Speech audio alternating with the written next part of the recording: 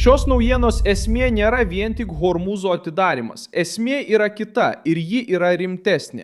Irano režimas įsivėlė į atvirą kovą dėl valdžios, kai Islamo revoliucinė gvardija žengė į valdžios širdį, o Jungtinių valstijų karinis jūrų laivynas tiesiogiai spaudžia jautriausią krizės tašką.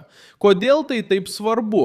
Nes tokie režimai išgyvena remdamiesi trimis ramsčiais – baime, valdžia ir vienybės regimybė.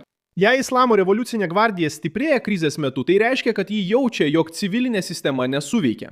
Jei užsienio reikalų ministras priverstas signalizuoti apie Hormūzo atidarimą, o kietosios linijos šalininkai reaguoja į tūžę, tai reiškia, kad skilimas jau tapo viešas. Šią 2026 m. balandžio 18 d. pasaulio akivaizdoje matomas suskilęs Islamo režimas, spaudžiamas iš išorės ir traiškomas iš vidaus. Pagrindinis klausimas nebėra tik ar Iranas derėsis, dabar klausimas yra, kas iš tikrųjų valdo viską. Iš esmės įvyko įvykių seka, kuri atskleidė šią sumaištį. Penktadienį balandžio 17 dienos užsienio reikalų ministras Abbasas Arakčis paskelbė, kad komercinių laivų eismas per Hormūzo sąsiaurį yra atviras. Tačiau tuo pačiu metu Jungtinės valstijos išlaikė blokadą ir jūrinius perspėjimus apie realią grėsmę regione.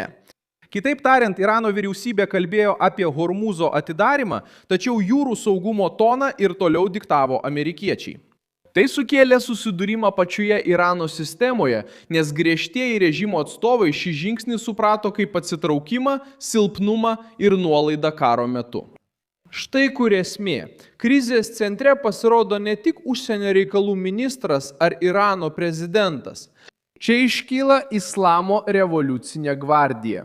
Reuters dar kovo mėnesį pranešė, kad gvardija perėmė dar svarbesnį vaidmenį priimant karo sprendimus, sugriežtino režimo poziciją ir išplėtė savo įtaką vidaus saugumui, kariniai strategijai ir politiniai vadovybei. Po kelių dienų pati Reuters parodė, kad susiskaldimas tarp radikalių ir pragmatiškesnių sparnų Irano vadovybėje tapo dar akivaizdesnis. Paprasta kalba tariant, režimas nustojo veikti kaip uždaras blokas, o kai gvardija ima turėti daugiau galios nei civilinė struktūra, situacija ima panašėti į vidinį perversmą. Kas yra pagrindiniai šio sukrėtimo veikėjai? Vienoje pusėje Abbasas Arakit, kuris tapo viešuoju bandymo sumažinti įtampą Hormūze veidu. Kitoje pusėje Islamo revoliucinė gvardija, kuri atstovauja griežčiausią, labiausiai ginkluotą ir labiausiai pasiryžusią išorinį karą paversti visišką vidaus kontrolę Irane sparną. Ir tarp viso to Jungtinės valstijos. Donaldui Trumpui didinant politinį spaudimą, o JAV kariniam jūrų laivynui palaikant karinį buvimą ir blokadą regione, rezultatas režimui yra pražūtingas. Diplomatinis sektorius kalba viena, o karinis sparnas reaguoja kitaip. Ir visas pasaulis pradeda matyti netvarką, kuri anksčiau buvo paslėpta užkulisiuose. Kur šis chaosas tampa labiausiai matomas? 3 frontai. Pirmiausia, Teherane, kur kova dėl valdžios tapo akivaizdi. Antra, Hormūze, nes sąsiauris tapo įrodymu, kad režimas nebegali naudoti savo pagrindinės grėsmės, nesulaukdamas iškartinės reakcijos. Trečia, derybose, kurias tarpininkauja Pakistanas, kurios vis dar vyksta įtemptoje atmosferoje, be pasiekto susitarimo ir su giliais nesutarimais dėl branduolinės programos. Kai režimas sėda prie derybų stalo neturėždamas vidinės vienybės, jis derasi ne iš stiprybės, o spaudžiamas. Ir būtent tai vyksta dabar.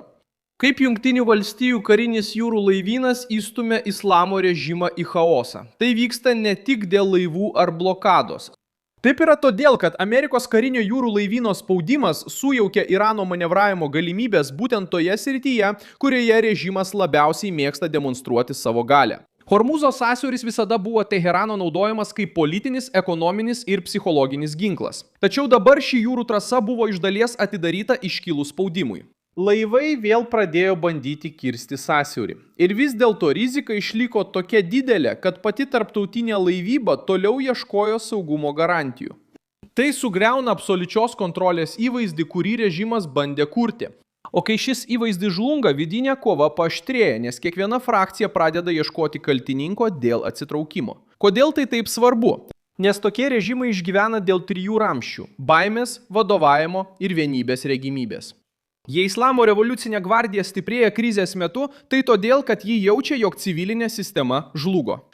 Jei užsienio reikalų ministras priverstas signalizuoti apie Hormūzo atvėrimą, o kietoji linija reaguoja įtūžusiai, tai reiškia, kad skilimas jau išėjo į viešumą.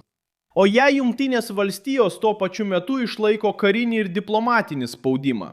Rezultatas – tai šią slogę aplinką, kurioje režimas kalba skirtingais balsais, siunčia prieštaringus signalus ir praranda vienybę pačių pavojingiausių momentų. Chaosas neprasideda tada, kai viskas visiškai sugriūva. Chaosas prasideda tada, kai vadovavimas virsta kova dėl valdžios.